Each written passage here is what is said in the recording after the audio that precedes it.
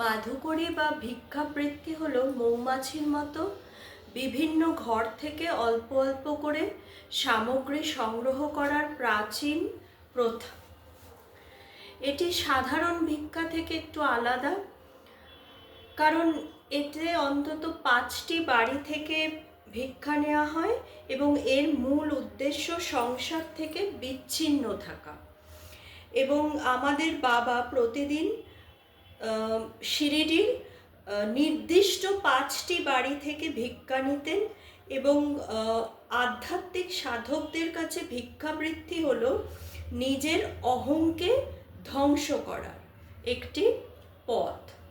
এবং অষ্টম অধ্যায়ে বাবার ভিক্ষাবৃত্তি নিয়ে হেমতপন্থ বলেছেন যে হেমতপন্থ অষ্টম অধ্যায়ে বাবার ভিক্ষাবৃত্তি নিয়ে আমরা জানি যে বাবা 5টি বাড়ি থেকে ভিক্ষা গ্রহণ করতেন এবং এই 5টি বাড়ি পর পর বাবা এই 5টি বাড়িতে যেতেন। রোজ দিন সকালবেলা বাবা এই কাজটি করতেন। বাবা প্রথমে সখারাম শেখলের বাড়ি যেতেন এবং যে 5 বাড়ি থেকে বাবা ভিক্ষা নিতেন তারা প্রত্যেকেই উচ্চবৃত্ত। সখারাম প্রচুর জমি জমার মালিক ছিলেন। তার ছেলে ত্রয়ম্বক সংস্থানকে অনেক জমি দান করেছেন। এখন যেটি শিরিডির বাস স্টপ, তারপর খান্ডোবা মন্দিরের কাছে যে সুপার হসপিটাল, সেই সব তাদের দেওয়া। এবং তারা ভগবান নরসিংহার উপাসক এবং তাদের বাড়ির সামনে একটি মন্দির আছে, এখনও সেখানে নিত্য আরতি হয় এবং ভোগ বিতরণ করা হয়। সখারামের বাড়িতে এখনও গেলে সেখানে দেখা যায় যে 3টি সমাধি আছে এবং একটি ত্রয়ম্বকের, তার পাশে তার স্ত্রী থানাবাইয়ের এবং তার পাশে রামগীর বুয়ার সমাধি আছে। এই জামনের চমৎকার যেটি উদির মাহাত্ম্যর যে 33 আছে, যে অধ্যায়ে 33-এ উল্লেখ আছে, বাবা তাকে আরতি এবং উদি দিয়ে নানা সাহেব দীক্ষিতের বাড়ি নানা সাহেব চন্দরকারের বাড়ি পাঠিয়েছিলেন। তার মেয়ে ময়না তাই যখন প্রসব যন্ত্রণায় খুব কষ্ট পাচ্ছিলেন, সেই সখারাম শেখলের বাড়িতে কিন্তু এই তাই ওই জামনের যে উদির মাহাত্ম্যতে যে আছে, যে সেখানে কিন্তু রামগীর বুয়ার সমাধি কিন্তু সেই সখারাম শেখলের বাড়িতে আছে। এবার সেই সময় সখারামের বাড়ি থেকে বেরিয়ে বাবা যেতেন বামনরাও গোন্দকারের বাড়ি, যেটি নাকি ঠিক আব্দুল বাবার কুটিরের পাশে। এবং বামনরাও গোন্দকার শিরিডিতে তার আশেপাশে প্রায় 500 একর জমি ছিল এবং লেন্ডিবাগ, যেটা নাকি বাবার খুব প্রিয় জায়গা, সেটা তিনি মোরেশ্বর প্রধানকে বিক্রি করে দিয়েছিলেন। এবং মোরেশ্বর প্রধান কি জানতেন যে বাবার খুব প্রিয় ছিল লেন্ডিবাগ, বাবা সেখানে খুব ভালোবাসতেন যেতে, এবং সেটি মোরেশ্বর প্রধান কি করেছিলেন, শ্রী সাই সচ্চরিত্রে আমরা দেখতে পাই বাবা এবং মোরেশ্বর প্রধান সেটি এটি বাবাকে দান করে বাবাকে দিয়ে দিয়েছিলেন। এবং শ্রী সাই সচ্চরিত্রে আমরা দেখতে পাই বাবা বামন গোন্দকারের বাড়ির উপর দিয়ে চড়ে ছাদ পার হয়ে রাধাকৃষ্ণ মায়ের বাড়ির উপর দিয়ে গেছিলেন। রাধাকৃষ্ণ মাই তখন খুব অসুস্থ ছিলেন এবং হয়তো এটাই বাবার উপাচার ছিল মাকে সুস্থ করার। এরপর বাবা তাহলে পরপর বাবা প্রথমে সখারাম শেখলের বাড়ি যেতেন, তারপর বামনরাও গোন্দকারের বাড়ি যেতেন। এবার বামনরাও গোন্দকারের বাড়ির থেকে বাবা যেতেন বায়াজি আপ্পা কোটেলের বাড়ি। তিনি বায়াজি আপ্পা পাটিল ছিলেন রেভিনিউ অফিসার বীরগাঁওয়ের।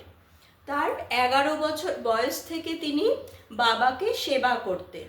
বাবা তাকে খুবই স্নেহ করতেন এবং বাবা তাতিয়া কোটে পাটিল, বায়াজি এবং রামচন্দ্র দাদা পাটিল, এদের 3জনকে একই থালার মধ্যে খাবার নিয়ে খেতে দিতেন, যাতে তাদের বন্ধুত্বটা আরও দৃঢ় হয়। বাবার মহাসমাধির দিন যখন বাবা সবাইকে খাবার খেতে আসতে বলেন, অনেকে বাবার কথা অমান্য না করতে পারার দরুন সেখান থেকে উঠে যান, কিন্তু বায়াজি আপ্পাকোটে কিন্তু ওঠেন না, আর নিমনকার নিচে বসেছিলেন। শেষ সময় নিমনকার বাবার মুখে জল দেন এবং বাবা বায়াজি আপ্পাকোটে পাটিলের কোলে মাথা রেখে বলেন, আমাকে দাগড়িপাড়ায় নিয়ে চলো, যেটি নাকি এখন আমরা সমাধি মন্দির নামে জানি। বলেন যে আমাকে দাগড়িপাড়ায় নিয়ে চলো, এই বলে বাবা প্রাণ ত্যাগ করেন। এরপর বাবা যেতেন বায়াজামার বাড়ি, আপ্পাকোটে পাটিলের বাড়ির থেকে বাবা যেতেন বায়াজামার বাড়ি। বায়াজামার বাড়ি তো আমরা সবাই জানি বায়াজামার কথা, এবং অষ্টম অধ্যায়ে আমরা বায়াজামার সেবার কথা আমরা পড়েছি। তিনি গণপত কোটে পাটিলকে বিবাহ করে শিরিডি আসেন। খুবই কর্তব্য পরায়ণ মহিলা ছিলেন তিনি। তিনি মানতেন যে অন্ন হচ্ছেন পরব্রহ্ম, এবং অত্যন্ত যত্ন সহকারে সমস্ত লোকদের তিনি ভজন করাতেন।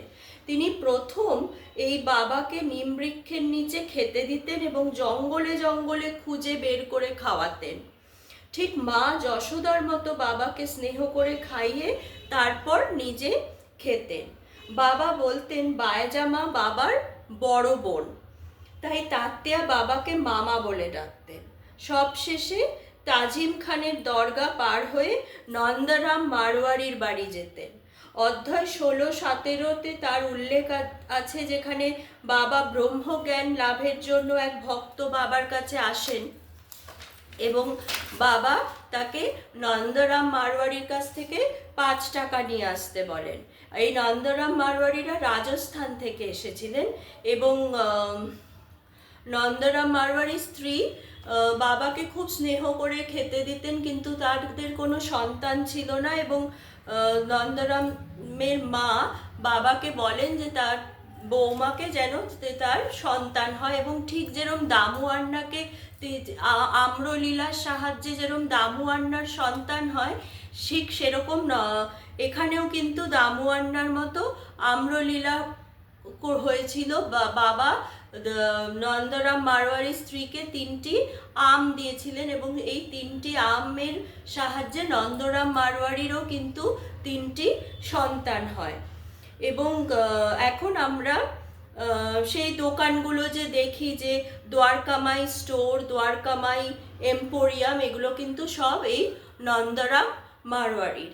এই 5 যে বাড়ি, এইখান থেকে বাবা রোজ ভিক্ষাবৃত্তি করে রোজ ভিক্ষা নিয়ে আসতেন, এবং এগুলো সব মিলিয়ে তার কোলাম্বায় রাখতেন। এগুলো তো আমরা সাই সচ্চরিতে জানি। তারপরে আস্তে আস্তে তার যখন নাম যশ সব ছড়িয়ে গেল, তারপরে সব লোক এত সমস্ত সব নিয়ে আসতো, নৈবেদ্য অর্পণ করতো, তারপরে আস্তে আস্তে আর বাবা করতো, কিন্তু আস্তে আস্তে সেই ভিক্ষাবৃত্তি আস্তে আস্তে বন্ধ হয়ে গেল।